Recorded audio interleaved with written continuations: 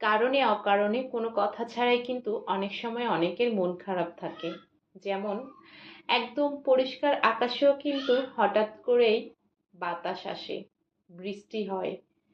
ঠিক তেমনই মানুষের জীবনটাও কোনো প্রয়োজন ছাড়া, কোনো কথা ছাড়া কিংবা কোনো কারণ ছাড়াই অনেক সময় মানুষের মন খারাপ হয়ে থাকে। ঠিক তেমনি আমারও আজকের এই দিনটা হঠাৎ করে যেন কোনো কারণ ছাড়াই খারাপ হয়ে গেল। আসসালামু আলাইকুম, কেমন আছেন আপনারা সবাই? নিশ্চয়ই অনেক ভালো। আলহামদুলিল্লাহ, আল্লাহ তাআলার অশেষ রহমতে এবং আপনাদের দোয়ায় ও ভালোবাসায় আমিও অনেক ভালো আছি। তো শুরু করছি আমার আজকের ব্লগটা।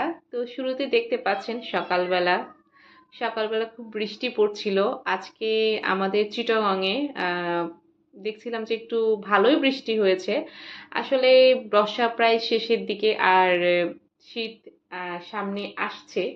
তো এই সময়টায় বৃষ্টিটা খুবই উপভোগ করি, কারণ তেমন একটা বর্ষার একটানা যে বৃষ্টি সেটা থাকে না, তবে হঠাৎ হঠাৎ করে আকাশে মেঘ জমে হঠাৎ করে বৃষ্টি হয়। এটাও একটা আসলে সুন্দর একটা অ্যামেজিং একটা মানে ভিউ হয় আর কি।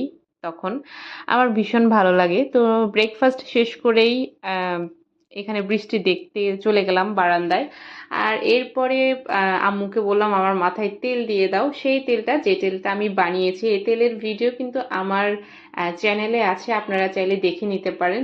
তেলটা দেওয়ার পর আমার চুলের মানে হেয়ার ফলটা অনেকটাই কমে গেছে আলহামদুলিল্লাহ। ইনশাল্লাহ আমি ইন ফিউচারে আবার তেলটা বানাবো, তেলটা প্রায় শেষ হয়ে গিয়েছে।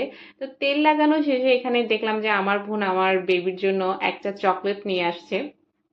চকলেটটা দেখতে কিন্তু খুবই সুন্দর, খুব অ্যাট্রাকটিভ লাগছিল। এটা দেখতে অনেকটা বার্গারের মতো লাগছিল, মনে হচ্ছে যেন অনেকগুলো বার্গার একসাথে মানে একটা শাসলিকে মানে গেঁথে দিচ্ছে এমন লাগতেছে। বাট চকলেটটা আমি দেখছি একদম সফট জেলির মতো। আম, দেখতে খুবই অ্যাট্রাকটিভ লাগতেছে। জানি না খেতে কেমন, আমি যদিও খাইনি, আমার বেবি তো মানে দেখে পাগল হয়ে গেছে, সেটা খাবে। তার মিম্মি তার জন্য এটা নিয়ে আসছে।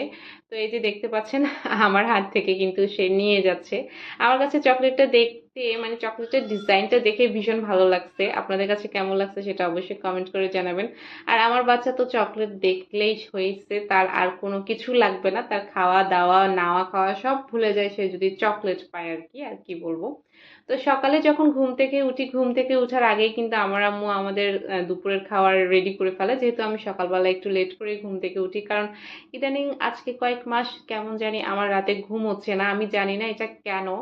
আমি চেষ্টা করছি যে একেবারে ঘুমের ওষুধ খেয়ে তারপরে ঘুমাবো, আবার আসলে ঘুমের ওষুধ তো আমাকে ফার্মেসিতে গেলে দিবে না, কিছুই করার নাই। তারপরে আবার চিন্তা করলাম যে আমি হিস্টাসিন ট্যাবলেট কিনে খেয়ে ঘুমাবো, কারণ হিস্টাসিন ট্যাবলেটে কিন্তু ঘুম আসে। জানি না কেন আমার ঘুম আসতেছে না, বাট আপনারা একটু কমেন্ট করে জানাবেন যে ন্যাচারাল ওয়েতে কি করলে তাড়াতাড়ি রাতে ঘুম আসবে। যদিও বাচ্চার মায়েদের অনেক টেনশন থাকে, বাচ্চা ঘুম না যাওয়া পর্যন্ত নিজেরা ঘুমাতে পারে না। তো যাই হোক, তো এখানে আগের দিন দুপুরবেলা আম্মু এখানে শুটকি মাছ এনেছিল বাজার থেকে। সেই শুটকি মাছগুলাকে একটু রোদে দিয়েছিল। রোদে দেওয়ার সময় এটার উপরে একটু মশারির নেট যেটা থাকে আর কি, সেটা দিয়েছিল, না হলেই তো আবার পাখিরা এসে নষ্ট করে ফেলবে, খেয়ে ফেলবে, এই টাইপের। সো শুটকি মাছ কার কার পছন্দ আমার কমেন্টে, আমার কমেন্ট বক্সে এসে কমেন্ট করে যাবেন, বিকজ আমাদের তো শুটকি মাছ ভীষণ পছন্দ, আমার ফ্যামিলির প্রত্যেকটা পার্সনের শুটকি মাছ পছন্দ। জানি অনেকে শুটকির গন্ধটাও নিতে পারে না, স্মেলটাও তারা সহ্য করতে পারে না, একদম বমি করে দেয়। বাট আমার কেন জানি শুটকি মাছ অনেক বেশি পছন্দ। অনেকে শুনলে হয়তো বা একটু খারাপ লাগতে পারে যে এটা আবার কেমন, শুটকি আবার মানুষের পছন্দ হয় নাকি? হ্যাঁ ভাই, আমার শুটকি অনেক পছন্দ, আমার ফ্যামিলি মেম্বারের অনেক পছন্দ। আর যেহেতু চট্টগ্রামে থাকি, তো আলহামদুলিল্লাহ কম বেশ সব শুটকি আমাদের খাওয়া হয়। সামুদ্রিক যে শুটকি মানে সামুদ্রিক যে মাছগুলো আছে সেগুলার শুটকি করা হয়, যেমন লইট্টা শুটকিটা এখানে অনেক বেশি ফেমাস। তারপর ছুরি শুটকি, বিভিন্ন ধরনের শুটকি এখানে পাওয়া যায়। তো আমার আম্মু সবচেয়ে ফেভারিট শুটকি হচ্ছে শীতল শুটকি, যেটাকে চাপা শুটকিও বলা হয়, চাপা শুটকি, সরি, চাপা শুটকি বলা হয়। আর আমার পছন্দ হচ্ছে লইট্টা শুটকি আর ছুরি শুটকি, তারপর চিংড়ি শুটকি, এগুলো আমার ভীষণ পছন্দ। তারপর কাচকি শুটকি পাওয়া যায়, সেটাও আমার ভীষণ পছন্দ। তো আমি যখনই কক্সবাজার যাই তো তখনই আমি নিয়ে আসি। কক্সবাজার কথাটা বলার সময় মনে পড়লো কক্সবাজারকে অনেক বেশি মিস করতেছি। তো ইনশাল্লাহ যদি কখন আল্লাহ তৌফিক দেয় যাওয়ার ইচ্ছা আছে। আমি অবশ্য অনেকবারই গিয়েছি আলহামদুলিল্লাহ। তো যতবারই যাই সমুদ্র আমাকে অনেক টানে। তো কি আর বলবো। তো এখানে সন্ধ্যায় বের হয়ে গিয়েছি মা মেয়ে দুজনে। আজকে না আমার হঠাৎ করে মনটা কেমন জানি খারাপ হয়ে গিয়েছিল। মনটা কেমন জানি বাসায় আর মানে থাকতে ইচ্ছা করতেছিল না। আম্মুকে বললাম যে চলো একটু বাইরে যাই, একটু বেড়াই আসি, একটু ঘুরে আসি আর কি আশেপাশের কোথাও থেকে। তো আম্মু বললো ঠিক আছে। তো আমি বললাম ঠিক আছে চলো। আমাদের এখানে একটা স্পেস আছে, জায়গা আছে, সেটার নাম হচ্ছে ছোট পোল। তো ওখানে গিয়েছিলাম। আর ওই যে বৃষ্টি ছিল, বৃষ্টির কারণে সেখানে একটু পানি জমে গিয়েছিল। আসার টাইমে আমাদের একটু প্রবলেম হয়েছিল। যদি আসার টাইমে আমরা বৃষ্টি পাই নাই, বাট তারপরে আমাদের একটু প্রবলেম হয়েছিল যেহেতু বাচ্চা নিয়ে গেছি। আর এখানে দেখতে পাচ্ছেন ছোট ছোট মানে কাভার্ড ভ্যান গুলার মধ্যে হকার মামারা কত সুন্দর সুন্দর জিনিস নিয়ে বসছে। আমার কাছে জিনিসগুলো খুবই ভালো লাগছে। বাসায় রেগুলার পরার জন্য আপনারা এখান থেকে নিতে পারেন যারা চট্টগ্রামে থাকেন, তাদেরকে বলছি। তো ভালোই লাগছে। তো এখানে একটা দোকানে আমরা ঢুকে গেলাম, ঢুকে গিয়ে একটু সন্ধ্যায় নাস্তা করলাম, পরোটা নিলাম, ভাজি নিলাম, তারপরে চা নিলাম। তো আমার কাছে দোকানের এই নান রুটিগুলা ভীষণ ভালো লাগে। যখন দেয় তখন একদম ফুলকো ফুলকো থাকে, সত্যি অসাধারণ লাগে। পরোটার থেকেও কিন্তু নান রুটি গরম গরম যদি আপনি দোকানে বসে খান তাহলে এটা অনেক অনেক অনেক অনেক বেশি মজা হয়। কারা কারা খেয়েছেন কমেন্ট করে জানাবেন। তো এখানে খাওয়া দাওয়া শেষ করে আমরা আবার একটু ব্যাক করতেছিলাম। তো এখানে দেখলাম যে একটা খালা আর তার দোকান আহ, বিক্রি করতেছে আর কি দোকানে। তো আমি খালার দোকানটাতে ঢুকে একটু ভিডিও করতেছিলাম যে খালা কি কি বিক্রি করেন। তো বললো যে পুরি, পিঠা, ভর্তা এগুলাই বিক্রি করে। তো আসলে মানুষের রিজিক এক এক জায়গায় এক একজনের এক এক ভাবে থাকে, রিজিকের মালিক আল্লাহ। তো যাই হোক, আমরা আমাদের খাবার দাবার শেষ করে একটু দেখতেছিলাম আর কি খাওয়া যায়। আম্মু আমাকে জিজ্ঞেস করতেছিল যে আর কি খাবা। তো যেহেতু আমার একটু মন খারাপ ছিল, তো জানি না আসলে কারণে অকারণে মন এমনি খারাপ থাকে, কোনো কারণ লাগে না। এমন না যে আমার কারোর সাথে ঝগড়া হয়েছে, বা এমন না যে কারো কথায় আমার খারাপ লেগেছে তার জন্য আমার মন খারাপ, বাট এমনি আমার মনটা খারাপ ছিল। তো যাই হোক, আম্মু যখন জিজ্ঞেস করলো যে তুমি কি খাবে, তখন আমি বললাম যে ফুচকা খাবো, যদি সামনে পাই দোকান তাহলে ফুচকা খাবো আর কি। তো এখানে আমি এই দোকানগুলো দেখতে দেখতে যাচ্ছিলাম। এসব দোকান মানে এই হকার মার্কেট গুলা থেকে শপিং করার মজাই আলাদা। মানে কি জানেন, আপনি আপনার সাধ্যের মধ্যে মানে সবকিছু পেয়ে যাবেন। আর এমনও অনেক প্রোডাক্ট এখানে ওরা সেল করে যেগুলো মার্কেট প্রাইস অনেক বেশি, আর এখানে ওরা অনেক অনেক অনেক অনেক রিজনেবলে সেল করে। তো আমি একদিন এটা একটা ভিডিও করব চিন্তা করতেছি হকার মার্কেট নিয়ে। তো করব কিনা সেটা আপনারা কমেন্ট করে জানাবেন।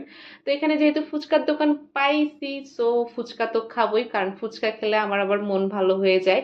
এটা আমার না, শুধু আমি মনে করি ফুচকার সাথে সব মেয়েদের আবেগ জড়াই আছে।